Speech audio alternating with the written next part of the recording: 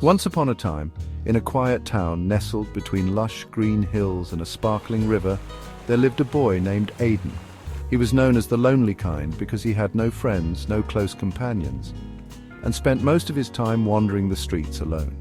He wasn't unfriendly or mean. In fact, Aidan was a kind soul, always willing to help others when they needed it. But for reasons unknown to the townspeople, Aidan preferred solitude. His house stood on the outskirts of town, a small cottage surrounded by tall trees and flowering vines. Inside, Aidan spent his days reading books, drawing sketches, and gazing out of the window at the people passing by. He often wondered why he didn't feel a connection to them. His heart longed for friendship, but the effort to reach out always seemed too daunting. He couldn't quite bring himself to approach anyone. One crisp autumn afternoon, as Aidan sat by his window, he noticed a new face in town. A girl, no older than himself, with golden hair and bright green eyes, walked into the town square. She seemed different from the others.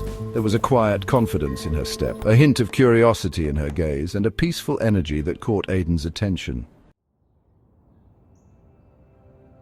Her name was Clara, and like Aidan, she was also new to the town.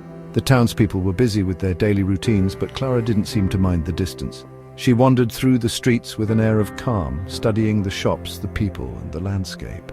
Aidan, intrigued, decided to watch her from afar, hidden behind the curtain of his window.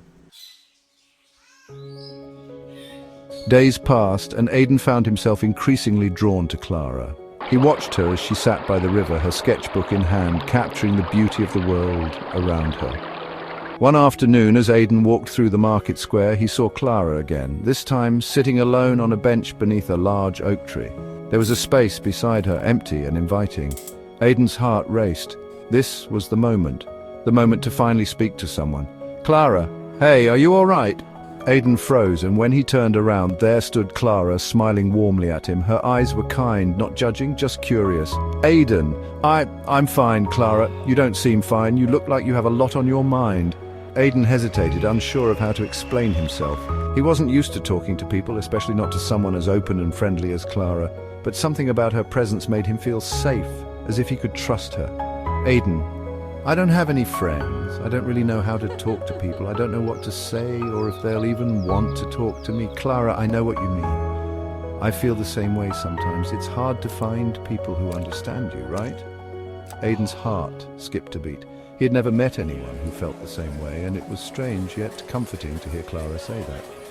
He sat down beside her, and for the first time in a long while, he didn't feel so alone. As the days went by, Aidan and Clara spent more and more time together. They shared stories, walked by the river, and drew pictures of the things that inspired them. Aidan learned that Clara wasn't just friendly by nature, she had also struggled with loneliness when she first moved to the town. She had felt like an outsider, unsure of where she belonged. But over time, she had learned that reaching out to others, even in small ways, was the key to forming connections. One afternoon, as they sat on the same bench beneath the oak tree, Aidan looked at Clara and said, "Aidan, I never thought I'd have a friend. I always thought people would never understand me, Clara. I used to think that too. But then I realized we all feel the same things. We just need someone to listen, someone who's willing to share their own heart."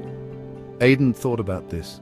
He had spent so much of his life waiting for someone to come to him, to somehow understand his loneliness. But in the end, it was his willingness to take that first step that brought him the connection he had longed for. As time passed, Aidan and Clara grew closer, and the town began to notice the change in the lonely kind. People saw him laughing and talking with Clara, helping others in the market, and sharing his art with the townspeople. Slowly, the walls Aidan had built around himself began to crumble, replaced by genuine friendships. One evening, as the sun dipped below the horizon, Aidan stood by the river with Clara. The sky was painted in shades of pink and orange, and the air felt crisp with the promise of a new season.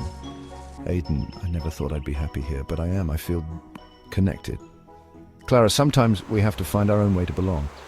It's not always easy, but when you're open to others, you'll find that there's always someone who understands." And so Aidan learned the most valuable lesson of all. True connection begins when we open ourselves up to others, even when it feels difficult or scary. He had spent years thinking that he was the lonely kind because of his fear and insecurities, but he learned that loneliness could only be overcome when he reached out with a kind heart and an open mind. From then on, Aidan was never truly alone again, and in his newfound friendships he discovered that no one was ever as alone as they thought.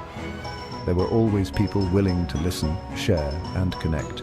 Moral of the story: loneliness is not a permanent state. It can be overcome by taking the first step toward others with an open heart. True connections are built on understanding, kindness, and vulnerability.